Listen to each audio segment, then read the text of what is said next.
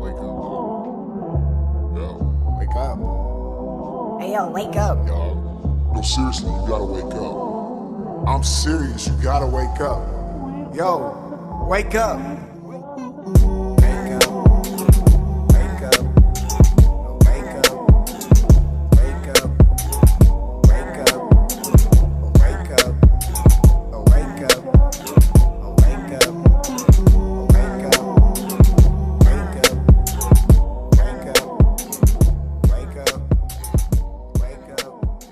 Alright, you're tuned in to Wake Up by My College Draft.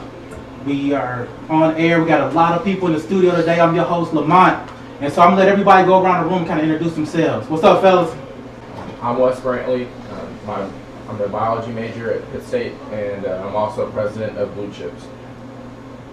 My name is Quron, Myrick, aka Q, and I'm CEO of Blue Bands Apparel. Jesse Brisco. I work in housing at Pitt State. I'm Avery Parish, and I'm a sophomore at Pitt State. Bedell, graphic designer, I'm a senior, and also the creator of Transcendence Fitment. I'm Marce Woods, Bachelor of Science in Education. All right. Once again, you're listening to Wake Up, brought to you by My College Draft, where education is the new money. Get some. So, fellas, I really appreciate once again you guys coming out. I know you guys are extremely busy. And so today we're going to talk about a variety of different things, man, because what I come in contact with so many young people, and so many young people are, they have so many different opinions, but sometimes they don't have that voice, they don't have the opportunity to express themselves. So that's why I brought you guys in, and I want you guys to kind of be their voice. Is that okay?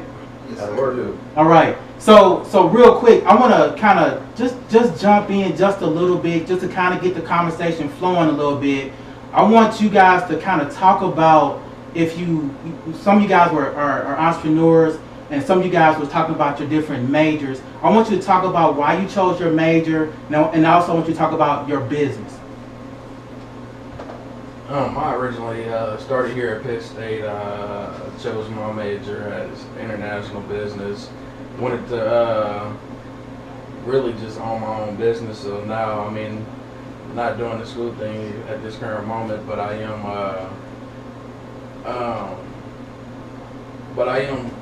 have a shop here in the town, Pittsburgh, Kansas. Doing my own clothing and design. So. I think one of the reasons why I'm looking into accounting as a major is just because it's a growing field right now, and so there's good job placement, and it pays pretty well. You see, graphic design is one of those things that, it ended up being something that I really desired doing, because it really was a transcendence thing, because I started out doing just art by itself, but I realized I could actually make more money by doing graphic design. So, and really, my fit line, Transcendence, it really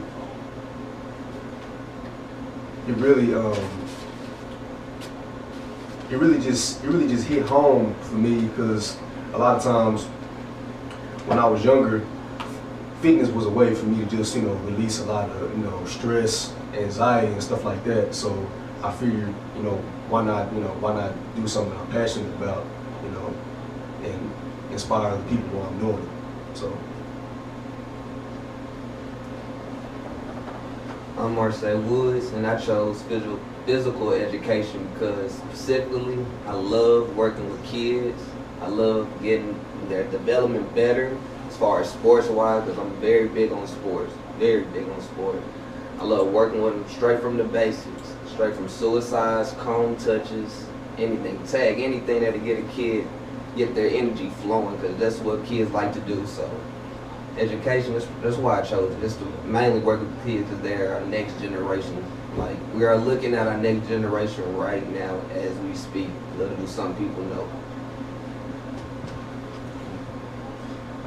This is Wes, and the reason why I decided to go with biology is, I turned out to be decent in science growing up, and I I'm really interested on how things work and biological processes and things like that. And you know, eventually I want to be a physician, and you know, I think it just works hand in hand with those things. And again, I'm really enjoying it, and you know, see where it takes me.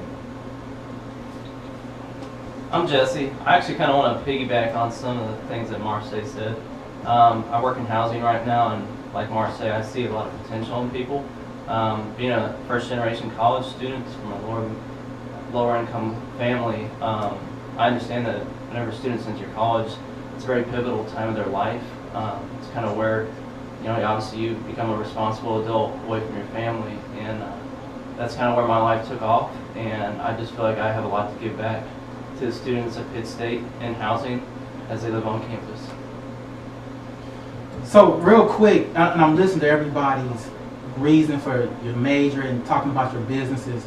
And one of the things that I look in the news all the time, I see so many tragic stories, and it's always dealing with males. It doesn't matter your ethnic background, it's always dealing with males. Maybe males not being in a home, maybe males just attached to a lot of negativity. Tell me what it is about you guys that make you want to rise above the naysayers and above all the negativity. What drives you? I think the media, oh, this is a cue. I think the media actually just shows what they, you know, want to project on men. I mean, because I feel like there's a lot of men out there that, you know, they say ain't there for their kids, or, you know, I don't know, they go to jail, all this and that, but I mean, in reality, I mean, a lot of these men are out here fighting to be a part of their kids' life, or to, you know, beat what, you know, the media shows. And I mean, black students not graduating or going to college, I mean, we out here beating that. I mean, the percentages and the ratios are much higher than what the media puts out. So I mean, it's really as if, is the media accurate? I mean, are they showing what they want us to see? Are they telling people what they want to hear?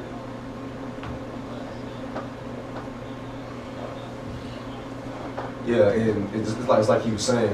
I think it's just a lot of stereotypical statistics that, you know, that when it comes down to it, it's really just what they want other people to see. You know what I mean? It's not really giving anybody a chance to really have a voice of their own. And whenever somebody gets a chance to speak, you know what I mean, it's, you know, it's eventually, you know, being labeled as a lie. You know what I mean?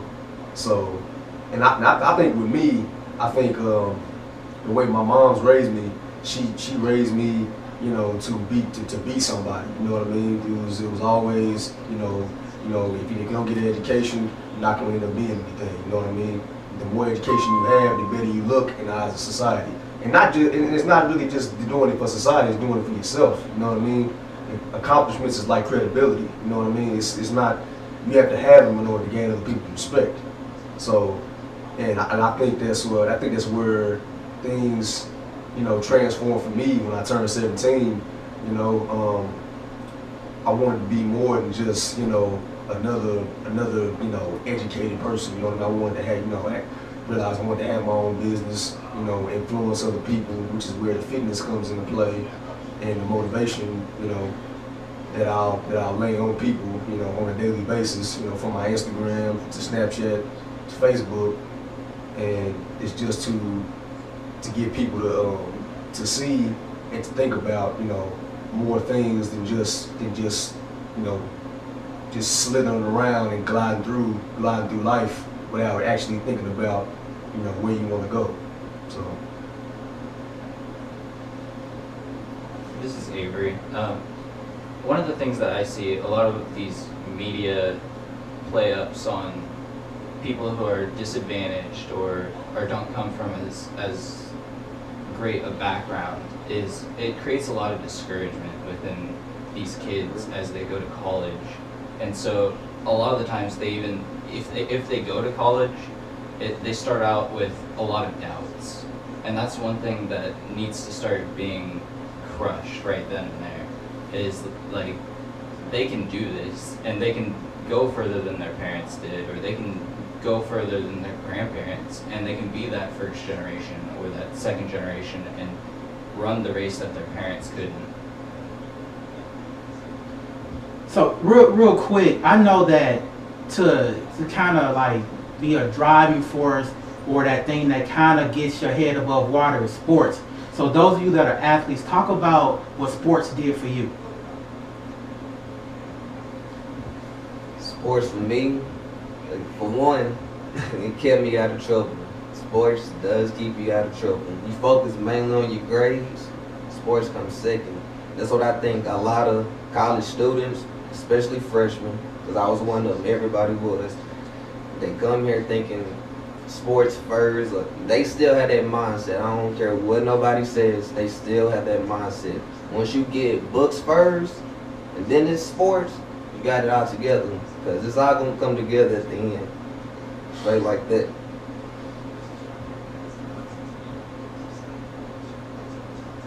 I mean, this is Wes.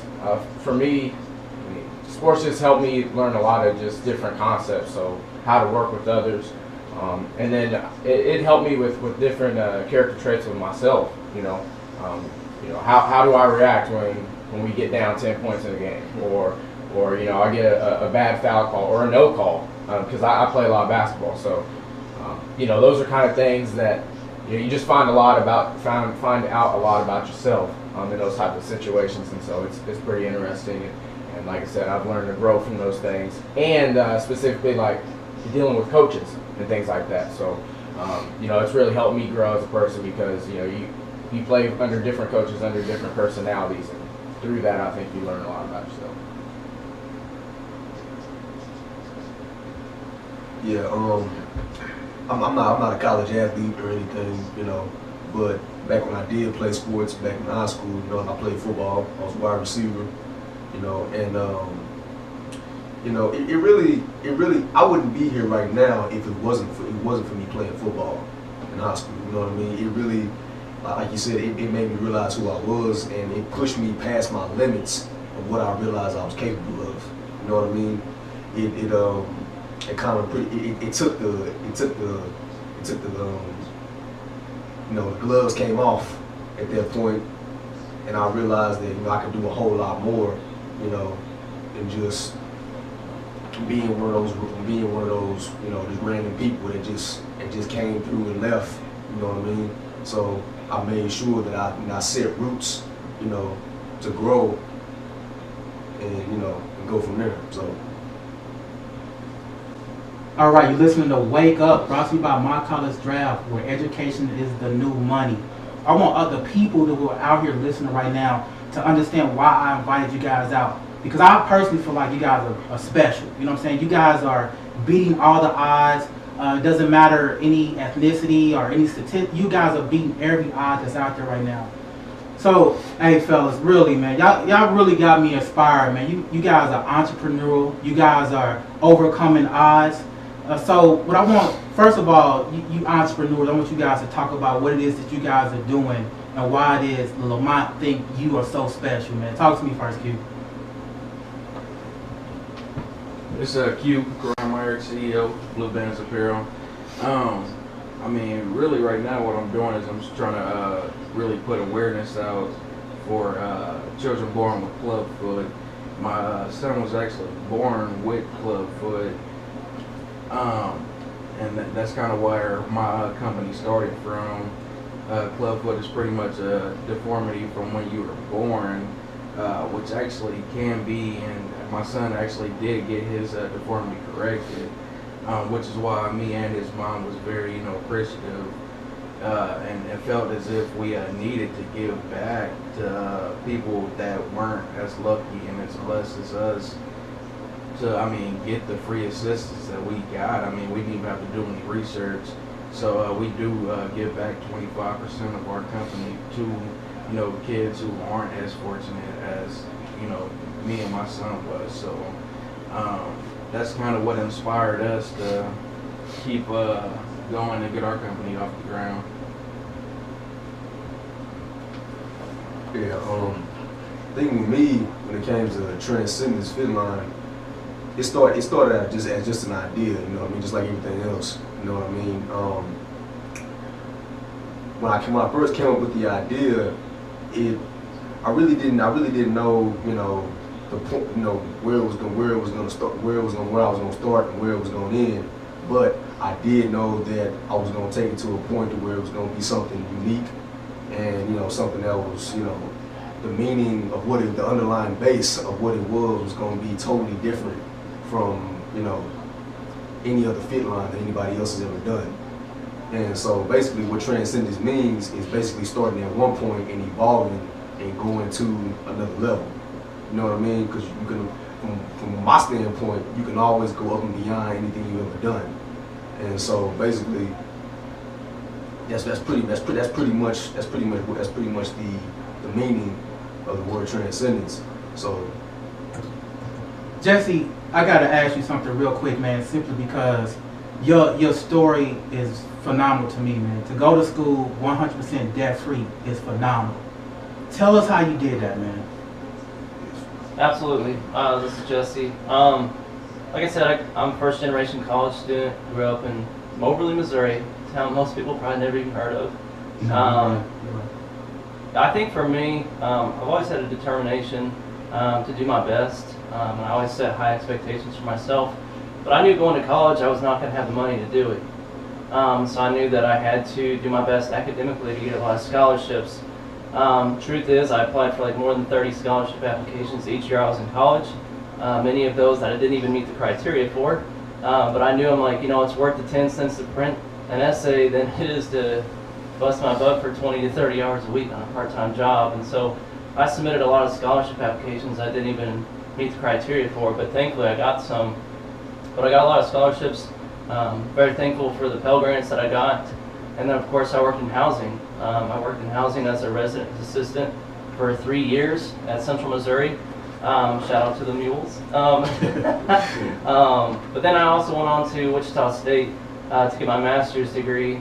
And I always wanted to work in sports, but they didn't have any GA positions in the athletic department or campus rec. And so I knew, based on my housing experience, I was like, you know what, let's check out to see if they have any GA positions in housing. And sure enough, they did.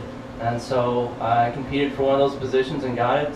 And that pretty much took care of the financial package for grad school for me. So I'm very thankful for the housing opportunities I've had. But like I said, I knew going into college, my mom and dad, they didn't have the money set aside for me. And so it was going to be on my shoulders. It was completely on my shoulders for grants, for scholarships, for working in housing. And that's why I'm here today, working in housing, and I absolutely love it. I absolutely enjoy the investment opportunities I have in the students.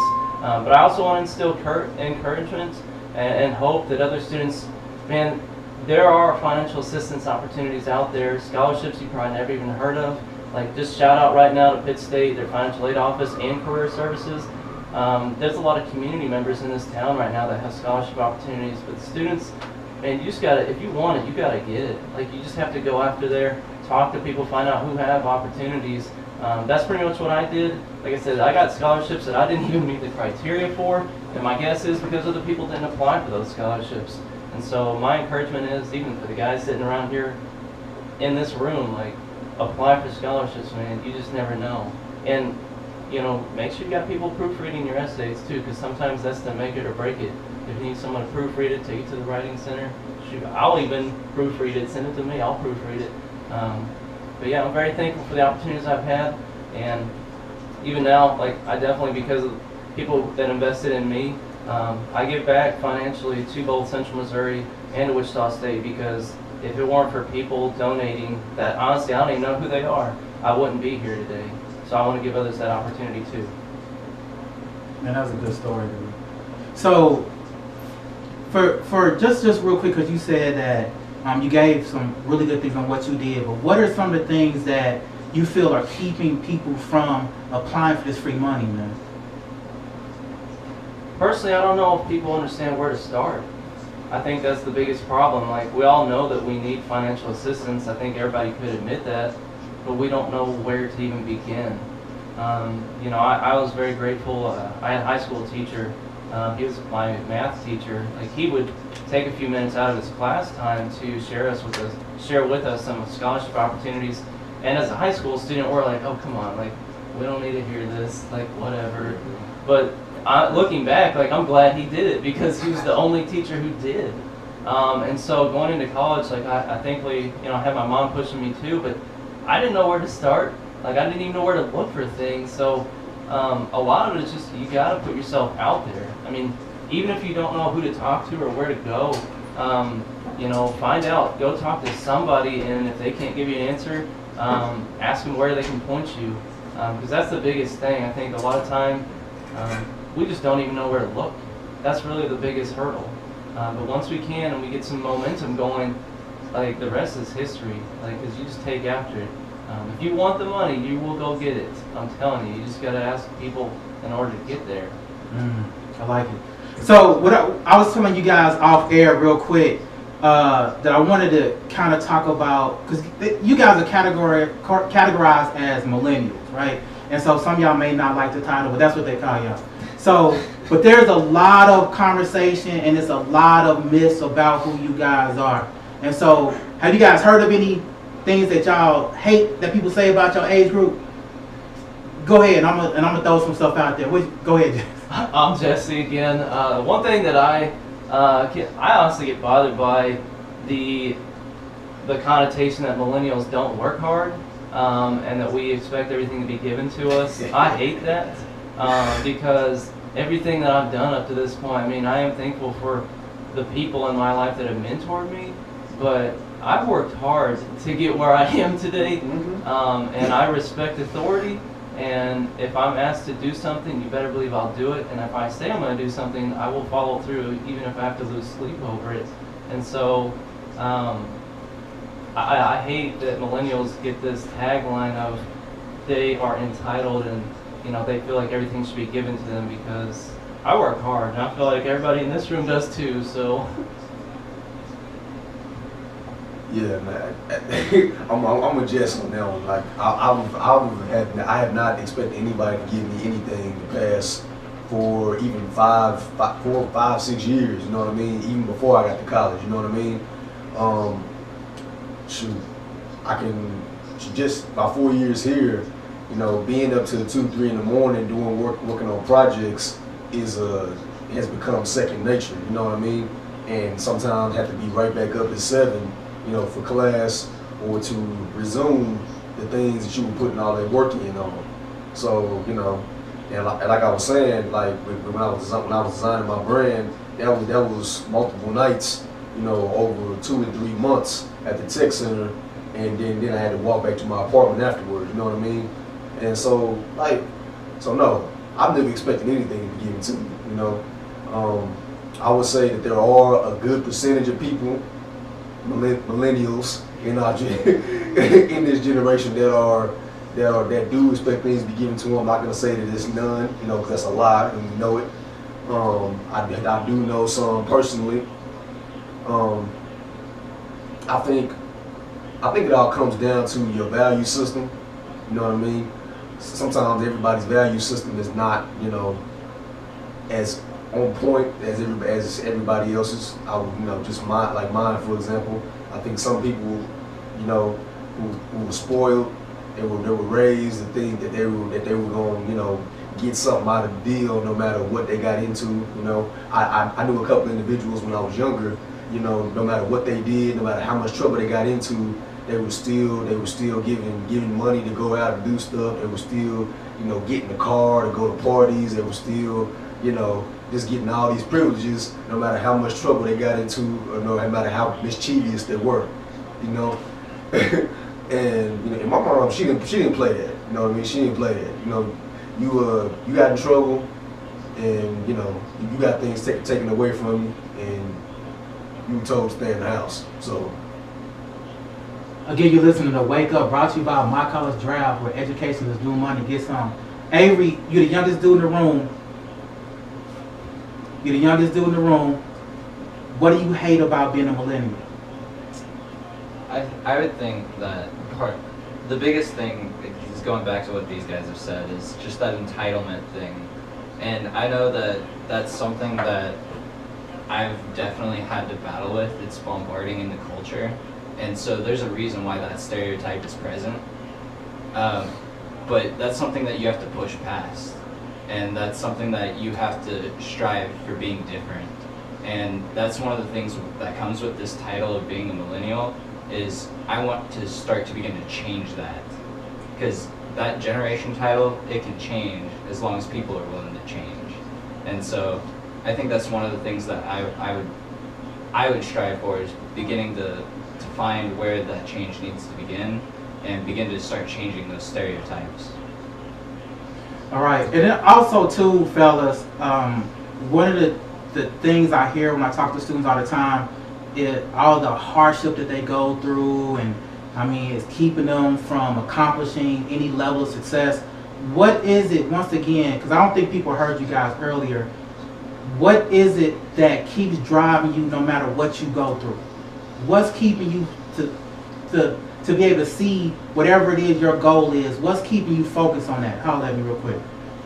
This is Marce Woods, and what keeps me focused is just knowing that you got people on your side and that you know that you're doing it for. For me, I know I'm doing it for my folks, Mrs. Woods and Mr. Woods. I wake up every day saying prayers and start my day for school. You got to stay focused. That's the main thing. And I learned in 5th grade that attitude, it will take you a long ways. A long ways. So.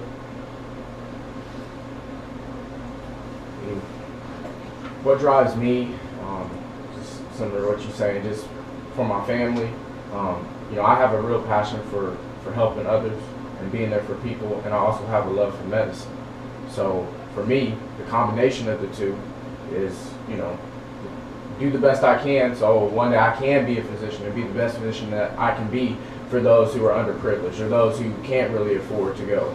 You know what I mean? There's plenty of times I've seen people go get hurt or get sick, and they don't know where their next meal is going to come from because, you know, they had to pay for their medical bills or they just couldn't go. And to me, that just doesn't sit right with me. And so that's what drives me is that way one day I can be in a position to help those who really need it the most. This is Quron, Myrick. I mean, not to kind of, I guess, piggyback off what they said, but I mean, of course, you know, family and really working to better the next generation is what I'm shooting for. I mean, my parents, you know, they spoiled me. I always had name brand clothes, name brand shoes.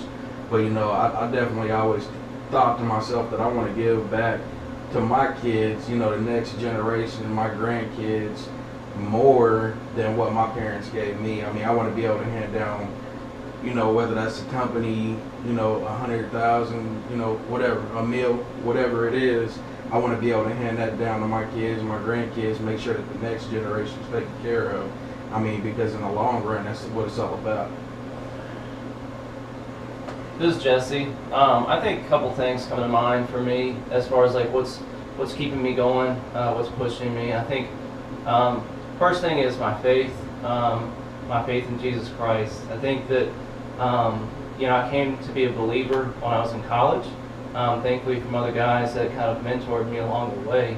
And now that I've received that peace and the freedom that I know that only Christ can give, I think for me it's just a matter of I want to reflect that light in a dark world to everybody else to know that there is hope in this world, and I want that to be seen in the words that I say and the actions that I do.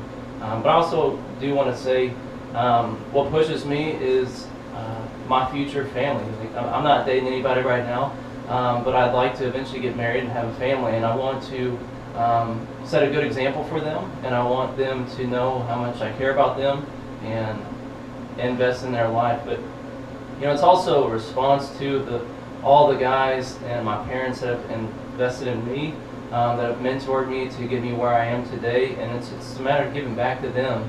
They've meant a lot to me, especially a lot of the pastors and ministers that have just given me everything that they have in regards to like their words of wisdom, their advice, and so I'm very grateful for that.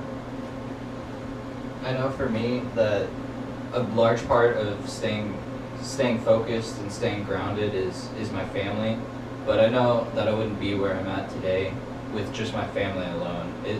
And there's this saying, like, it takes a village to raise a child, and in a sense, I know that it's not just my parents that have formed and shaped me. It's my church, my school, my everything that I've grown up through has molded me and shaped me into who I am today, and that's what keeps me going. Is so the people who poured into me don't see an empty return on their investment. I would say in my position that what's driving me right now is the desire to leave a legacy. You know what I mean?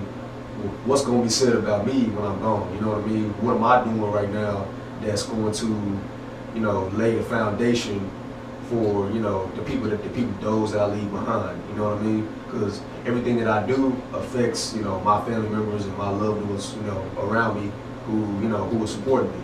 You know, so I think, I know for a fact that everything that I'm doing is, you know, is going to, you know, lay that foundation. And that was the thing for me when I got here 4 years ago. You know, it was to, you know, be more than just a student, you know.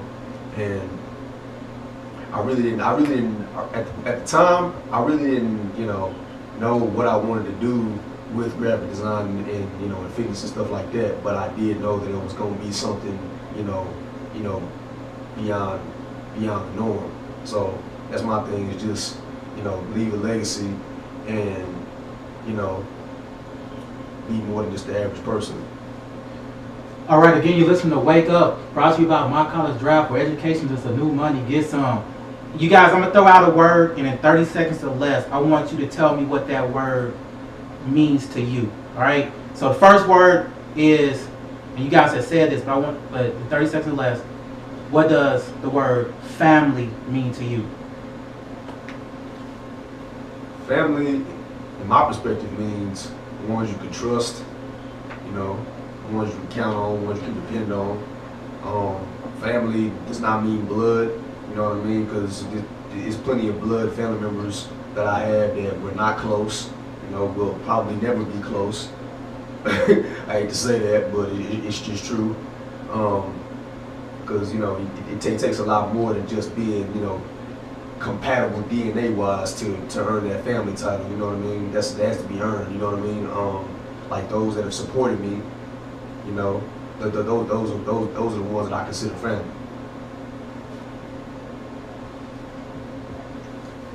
This is Marce, and family means to me, for one, loyalty. You gotta have loyalty within your family, and that begins with honesty. Secondly, I would have to say is love. Because love, honesty, and loyalty, it all goes together hand in hand. Peace, love, and hope. So those are three things that I would have to say that family means to me. For me, I would say support. You know, if no matter what you do, whether you succeed or fail, you know, your family is that foundation that you can always go home and they're going to say, I'm proud of you. You know, I got your back. No matter what's going on, we are here for you. And I think that that's super important. And like I said, I'm blessed and honored enough to have a family where I can go to them when I'm struggling or when things are going well for me. This is Jesse. When I think of family, I also think of support and encouragement. I also think of discipline. I wouldn't be here where I am today if it weren't for people to correct the mistakes that I've made, to hold me accountable. Even today, I look out to some of those that are closest to me and I ask them real, blunt, honest questions, and I'm looking for honest feedback too, because I constantly want to get better. So if I surround myself with people that just think similarly to me, but aren't really going to push me, I'm not going to make it very far in this life. And so I'm constantly looking for people to better me and to give me the honest truth of what I need to get better. This is Avery, and I think family means to me, it's definitely the people that love you and care about you, and the people who love and care about you are going to challenge you, and they're going to push you to be the best person you can be. And whether that's all through growing up and going to school, I didn't try my hardest all the time, and they saw that in me, and they called me out on it time and time again. And so it's just things like that that they're always pushing you to be a better person. All right, I'm gonna change the word up. Ambition. This is Marce, and ambition means to me basically just to chase your dream. Don't let nobody think they can shoot you down. You can tell people your dreams, but as long as you know you got yourself and you got two people or one person, even one person supporting you, and you got the works, you was blessed with the works already. So if you know you got it and you focus, nothing can stop you. Ambition. This is Wes. For me, ambition just simply means the grind, honestly. You know, just getting up knowing that you have an end goal. So not letting any of those obstacles get into your way, whether it's class or work or other people, things like that. You just know, hey, this is what motivates me. This is what I'm working every day for. And, you know, it's down the line, but just to stay focused on that path. And so that's why I think ambition to me personally is just the grind of getting through everything. I'm gonna switch it real quick. Failure. This is Ridge. It's failure. Failure to me, man. You see, failure is learning from your mistakes. You know what I mean? Failure is, you know, one of those things to where, you know, when you experience it, you know what I'm saying, you know what I mean, you grow from it, you know what I mean? Failure is one of those things to where it should actually keep you going, not, you know, keep you, you know, stagnate you and, you know, like I can't do it, you know what I mean? Disappointments, you know what I mean, have made me just in my position, you know what I mean? I think that's from everybody in this room, you know what I mean? Disappointments make you stronger. So I would say that failure is a bridge to, you know, whatever it is that you desire at the end of the road. So This is Marce, and failure means to me pretty much losing, to be honest. Because to me, I'm not a failure. None of my boys, none of my bros in this room are failures. So failure, if you look at failure, it's basically losing. Losing means you quit something that you had started, or you just didn't want to complete a test that you had set out for yourself to do. So failure, it's not a good thing. We do fail. Everybody fails. Nobody's perfect. But each and every day, you take that stride, you keep staying focused with a great attitude, you'll get places. Future, real far. This is Wes. I'm gonna be honest with you. I don't use the word failure. I believe there's setbacks. I believe there's life lessons, things to be learned from those things. But to me, failure is just such a negative word. It's such a strong word. I usually try to phase that out as best I can and see whatever situation that didn't come to the expectations of myself, how can I learn from it and just move forward. But I don't really, as far as failures, I think they're more of life lessons, and I try to stay away from that altogether. So if you guys notice the words that I threw out at you guys, it's basically what society is saying about y'all. You see what I'm saying? So what you're doing is you're dispelling myths. And that's what this whole conversation is about. It's not only dispelling myths that you guys encounter, but maybe be an encouragement and inspiration to those outside. As I said earlier, you guys are pretty much their voice that's out there right now. So we got to get this word out, man. We got to spread this real quick. Now, the other thing, too, is I know I got some shy people in the room right now, man. Quron, grab the mic, sir. One of the things that I love about blue bands is it's not about necessarily just about making money. It sounds like you're on a mission. Talk about that mission a little bit more, man. I mean, our drive definitely is to create awareness that, I mean, kids are born with disabilities. I mean, some of those are deformities, some of those are, I mean, autism, things like that really can't be changed. But what we want to get out there is that, I mean, the more we donate and invest into our doctors and our scientists, I mean, really to find better ways to cope with these situations or to, you know, better the whatever disease or condition this might be. I mean, like for my son, when he was born, right off the jump, I was defeated. I mean, this was my only son, so I mean, when I found out that it could be corrected, that he was actually going to be able to grow up with normal kids and play sports and do all the things that I expect of a son. You know what I mean? Like, I mean, it just really touched me. I mean, so it's like when I found that out, I wanted to go out and give back, just for the simple fact that it was given to me and brought to my attention when I didn't go out and ask. I didn't go out on Google and do the research, and the doctors came to me, that I surely couldn't afford. The state helped me with that, and I mean, if it wasn't for them, I mean, my son, he wouldn't be doing half of the things he's doing today. I mean, he's running around like a little kid. You would have never known that he even came out with a glove foot. So I mean, we're just trying to really create awareness and let people know that if you do give back, I mean, not necessarily donate, your time, money, really anything to help give back to kids with disability, autism, deformities. I mean, it's definitely going to help them in the long run and benefit them in many ways. I mean, they're just like normal kids. They just want to get out there and live, life the way that every other kid is living. So we just want to give them that opportunity. Again, you're listening to Wake Up, brought to you by My College Draft for Education. New money, get some. Check out My College Draft, all the social media, Blue Chips, PSU social media, Facebook, Instagram. Check out My College Draft on YouTube. And these young men got social media as well. I'm gonna have you guys talk about it a little bit later too. The other thing too is we're in a historic month, and if you could go back in time, any part of time, where would you go, and what would you change? If you could go back in time, what would you change? This is Marce speaking. Sheesh. And if I could go back in time, one thing I would change would have to be transportation. Yes, sir. Yes, sir. So as I see now, and as we all see on social media, they've been building flying cars.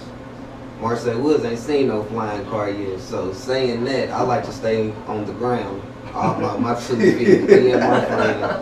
And it's a blessing to fly every now and then. So other than that, that's probably what I change. I get more nifty with the craftsware that we have going on now. Better pieces, better everything. Because I ain't trying to be on no plane and be lost nowhere and they can't find me for a week or two. So yeah, that's what I change.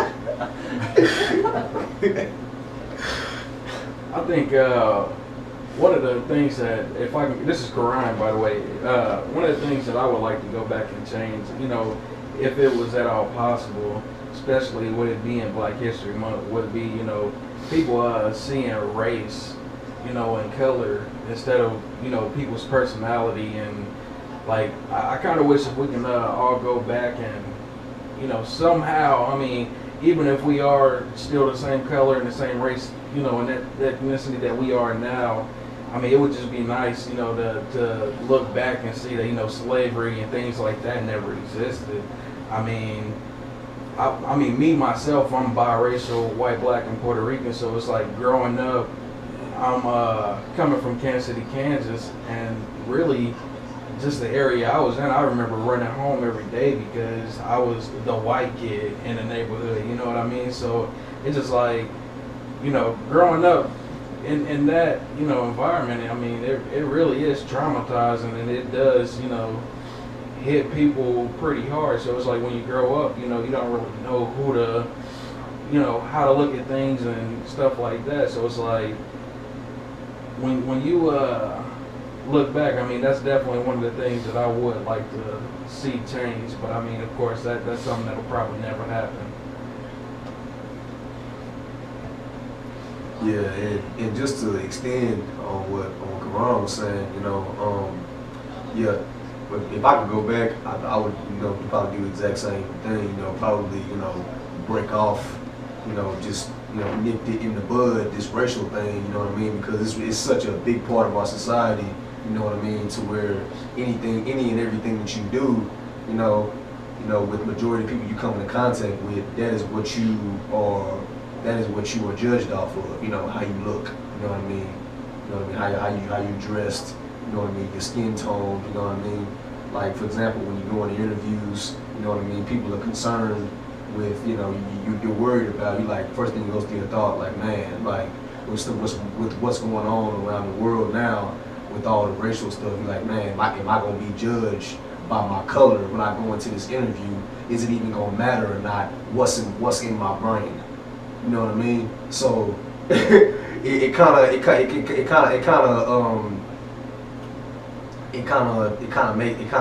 of makes things, you know, really difficult, you know, for those of us who have to deal with it, and for a lot of people to say, oh well, you know, I don't have to deal with that because I'm white or because I'm this, you know what I mean, or whatever race you are, you know what I mean. That's real easy to say when you're not in a position to have to deal with the stress or with the difficulties of the situation.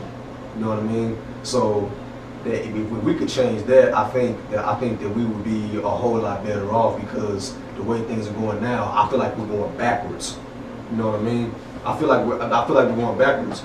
You know, just for this thing that Donald Trump has done. You know, this Muslim ban thing. You know what I mean? Like, last time I checked, we're all on this planet together. You know what I mean? Even though we divide ourselves by politics and by country and by religion, you know what I mean? I think we unsubconsciously, you know, let that divide us, you know, and polarize us. You know what I mean? I think that if we could just get rid of that, you know what I mean, and throw that out and start fresh, you know what I mean, it would just make all of us, you know, a whole lot more, you know, bring us together. You know what I mean? But like Quron was saying, you know what I mean, it'll probably never happen. All right, you're listening to Wake Up. Again, brought to you by My College Drive, where education is the new money. Get some. Now, in my poem that I just dropped, which is real hot, called Hello Dreamer, I hope y'all heard that.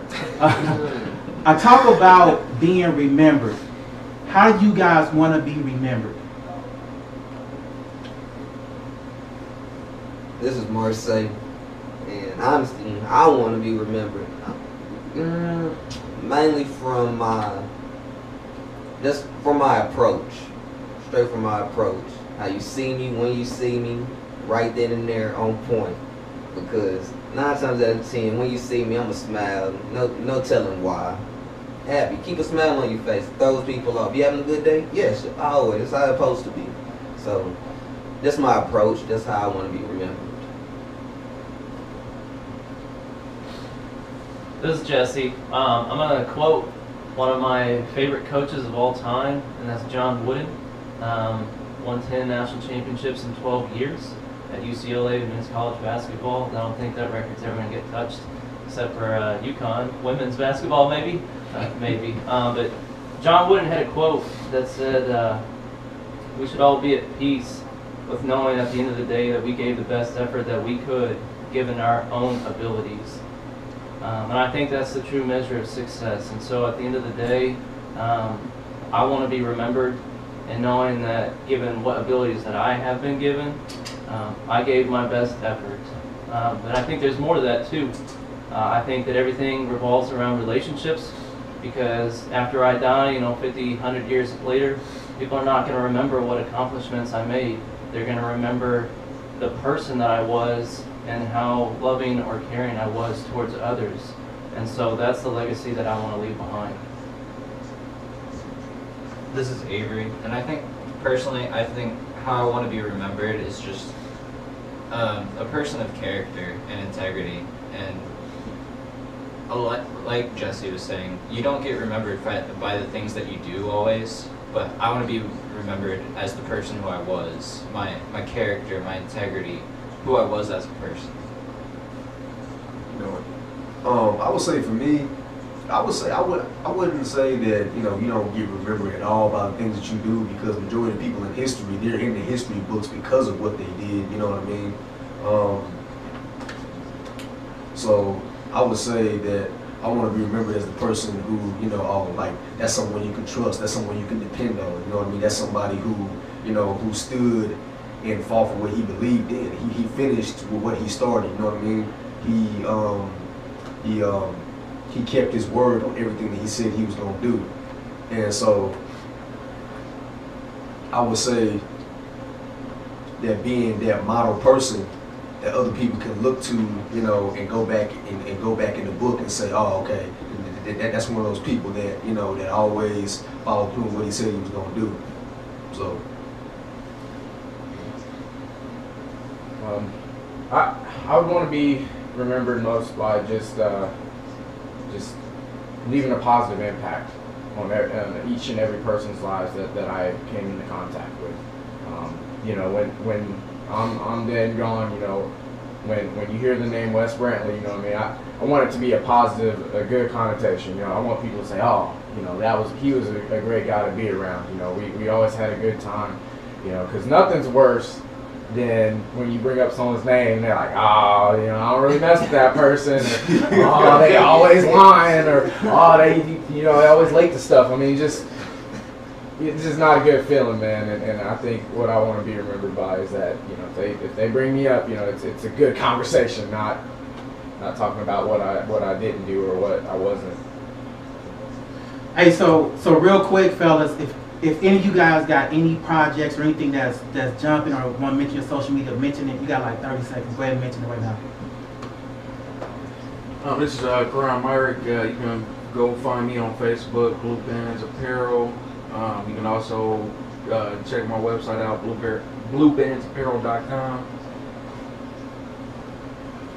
Yes, Bridge and Transcendence Fit line is in the works right now. Haven't posted anything. I'm not gonna post anything until everything is actually ready to just kick off. So I probably got about, you know, I'm gonna say about 6 more months, and so that's coming soon. So just keep an eye on my page for the commercial, and so it's gonna be nice. This is Marce. You can go add me on Athletes Network. It's a coaching site pretty much for athletes. Mingle along, better future. Also, you can add me on my social medias. Facebook, Marce Laid Back, if you don't know me. And on Instagram, @1sayway_.1. You'll find me, Marce Laid Back, would you know my name. Thank you. Yeah. So over at Blue Chips, it's a new organization over at Pitt State. Blue Chips PSU on Facebook is where you can find us. We also have a Blue Chips Twitter. We have on March 7th a women's event, and it's based on empowerment for women and the underprivileged and all those who are in need. So March 7th, check us out over at the Student Center on campus at PSU. It's going to be a great time. We've got a number of wonderful speakers that are going to be there. We've got a number of exhibits. So please check us out. And then also further down the line, we have a Battle of the Badges event on the horizon. So be on the lookout for us, and check us out at Blue Chips. All right, you've been listening to Wake Up, brought to you by My College Draft. Once again, with education and new money. Fellas, I really appreciate you guys' time. I appreciate your time. Thank you so much for being a part of today's show. Always check out My College Draft on YouTube, Instagram, Facebook, and soon to come out, Twitter. It's been my pleasure. I've been your host, Lamont. And always remember, once again, my final, education is new money. Get some. You gotta wake up. Yo, Wake up. Hey, yo, wake up. yo. No, seriously, you gotta wake up. I'm serious, you gotta wake up. Yo, wake up.